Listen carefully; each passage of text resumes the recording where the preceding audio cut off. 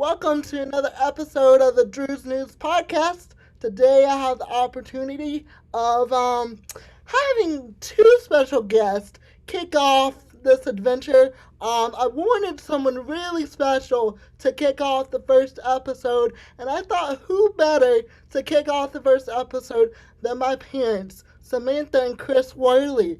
So how y'all doing today? I guess let's tell the listeners a little bit about y'all. Mom, you can go first. Thanks, Drew. I'm Drew's mom. Um, we like to hunt, fish, play ball around here, and you're probably going to hear my other kids in the background barking. Titan and Bella. I'm Chris. I'm Drew's dad. A little bit about me. I'm 45, I think. No, I'll be 45 this year. uh, I've been working with the state of Florida for 25 years now. Not only with the state of Florida, but things around the house, which I've been doing today. That's why I look a little bit sweaty and hot. But Alrighty, well, I'm just happy for y'all to be here, and I'm like, you know what? Who better to kick off that? Like I said, who better to kick off the adventure than for you two to tell my story through your eyes? Because honestly, without you both, if I'm being honest, I wouldn't be where I am today. I wouldn't be about to graduate from the University of Florida here in August. That's crazy. Go Gators. And Gators. who knows what the future holds? I may be back. I'm making a master's. News may work out, but I've always said where God guides, He provides. But first and foremost, I wanted to say thank you to you both, because, like I said, without you all, none of this would be possible. So the first question is, can one or both of y'all describe your experience raising a child like me with cerebral palsy with a disability? What was that like for you all? It's a roller coaster ride, up and down. That's the easiest way to describe it. There's a lot of ups, but there's a lot of downs. As my thoughts have always been, um, raising a kid with a disability, you treat them just like any other kid. We want you to be just like any other kid and do all that you can do on your own. So, I mean, really, it wasn't that bad to me. I mean, it's just like raising any other kid. You're just a little bit special. Exactly. We're all a little bit special at the end of the day, right? Right? And I think that principle of what you said, y'all raising me no different than any other kid. Um, that really has carried me in all that I do, in my professional life, and my personal life. I'm no different. I can do whatever I set my mind to. Absolutely. So, yeah, I really think it starts at day one. It all has to come down to, at the end of the day, like, yep, I'm a great kid. But it all has to come down to the parents. Because, you can have kids like me who are like, oh, I have cerebral palsy, let's feel sorry for myself. Or you can choose to, raise them to live life to the fullest. And I believe that that's what you both have done with me.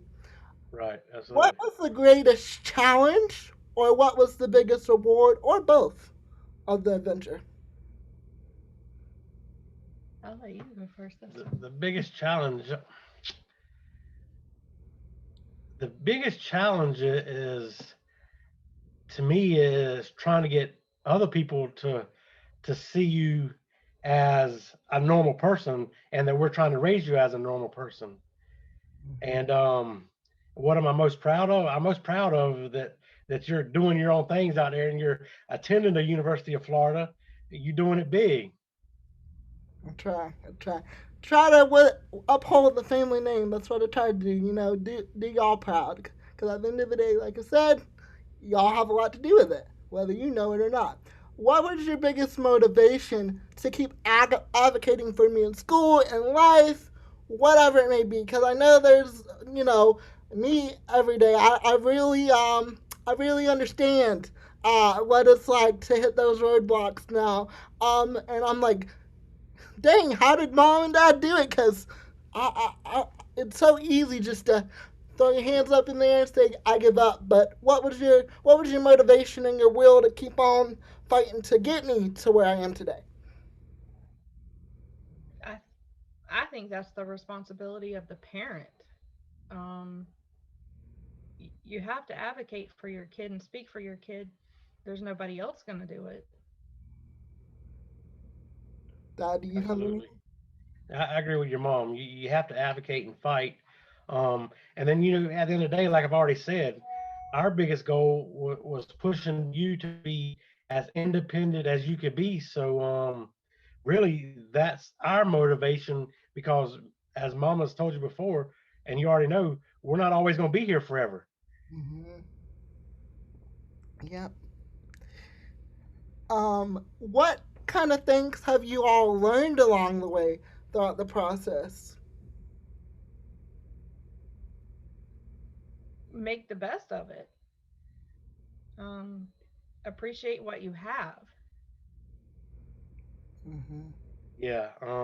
Learn that there's really nothing that we can't do. We just may have to do it a different way. Yep. I mean, that's something we've told you probably all your life. That's the slogan. You adapt and you overcome. You rise That's above. right. Um, Looking back, is there anything that you wish you would have known or something that someone would have told you when it comes to raising a child with a disability? Yeah, like there was an instruction book or something.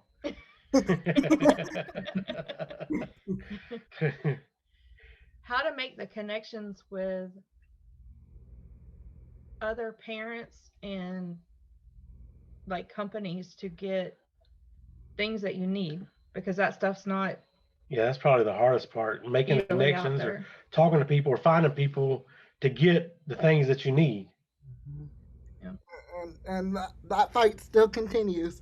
Even today, I'm about to graduate here in August, and I don't know if any of our listeners know. Most of you who know me know that for 23 years prior to coming to a facility like Cypress Hall that I'm in here at the University of Florida, I had to crawl in and out of the bathtub head first. So it's really the state of the art facility that I'm in right now here at the University of Florida. It's only one of two in the nation, and to me, that's not right. That's something we need to change. So it's like 6 months from now, where do we go from here? Do we go backwards? Do we go forwards? And unless you've got the funding to do it, um, it's really hard. It's really tough. So stay tuned throughout this podcast because I'll be documenting that journey as well during transition. And you all, the listeners and my parents and everyone has really supported me in everything that I've done and made it really easy. So know that any of this merchandise or any kind of donation that you all are making to this podcast, it will go right back to those kinds of things to ensure that I don't have to go backwards into something like that again. Because Lord knows, I don't know if I could do it, even if I had to. Because, you know, we all love food, and I think I finally caught up with everybody. So,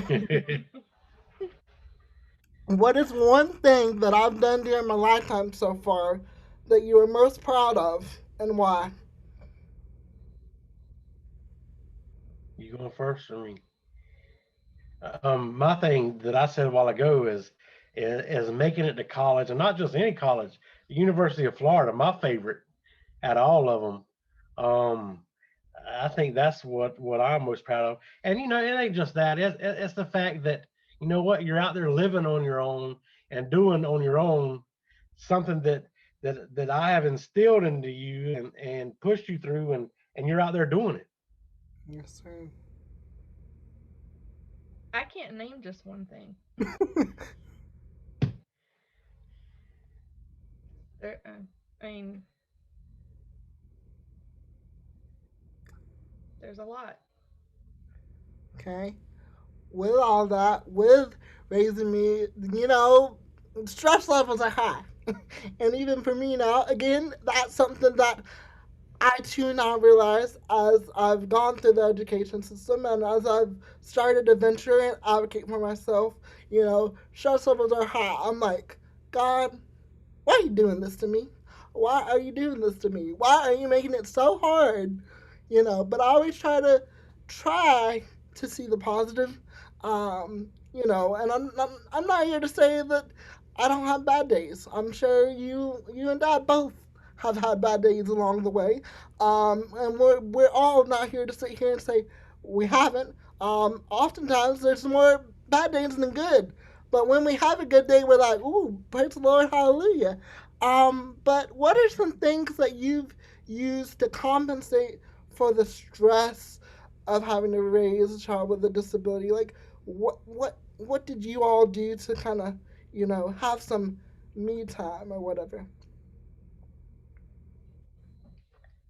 I don't think we had that till you were grown.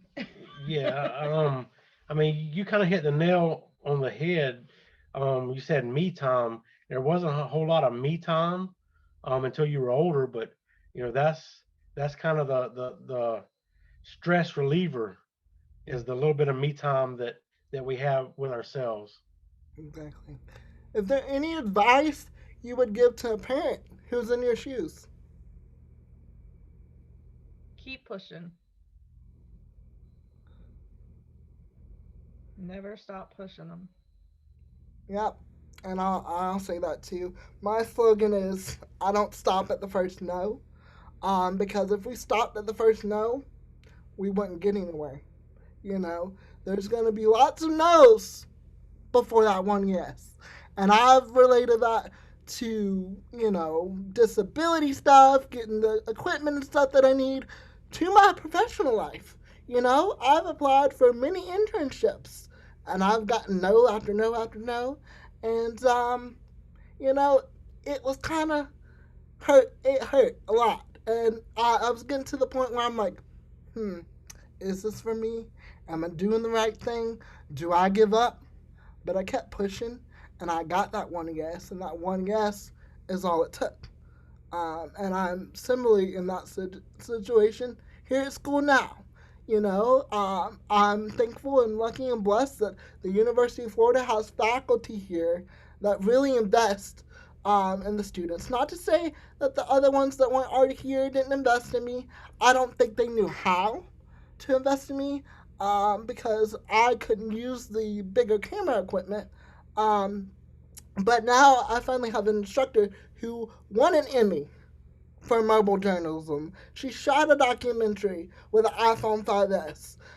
So I really think that that's turning the page for me, even more so because I can only turn the page for myself so much, and so can y'all. It takes a village to do this. So that's one of my things.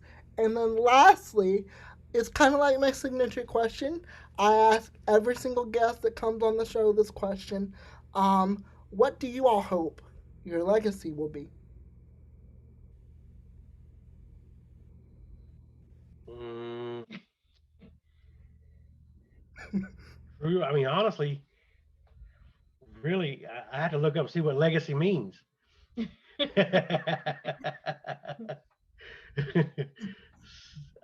I mean, I don't know. Like, what You, do you want Just people to remember you by when you're not here any longer?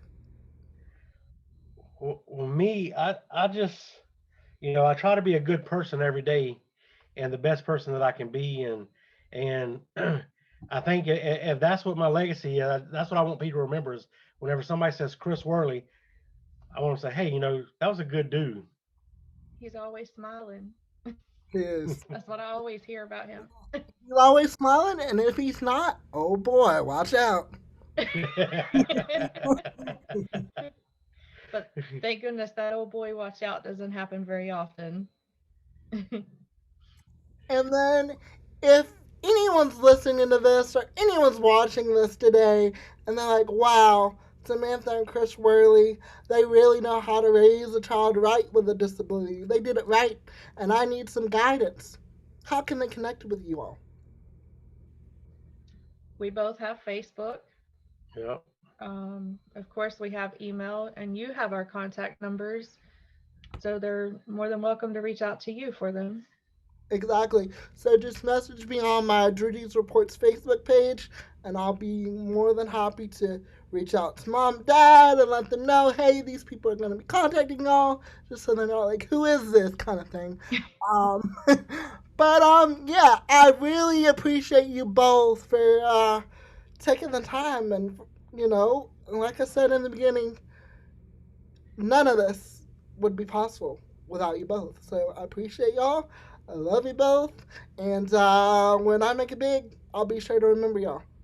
That's right. Hey, keep reaching for the stars. That's right. I love you guys. All right, Love Love you. you. all right, everyone. You've just listened to another episode of the Drew's News Podcast. Stay tuned for another episode next week, and don't forget to follow me on social media on all platforms at Drew D's Reports, or email me at dsreports@gmail.com if you have a testimony or something that you're doing good in the world, or if you just have a topic that you would like me to cover. And as always, remember, if you can dream it, you can drew it.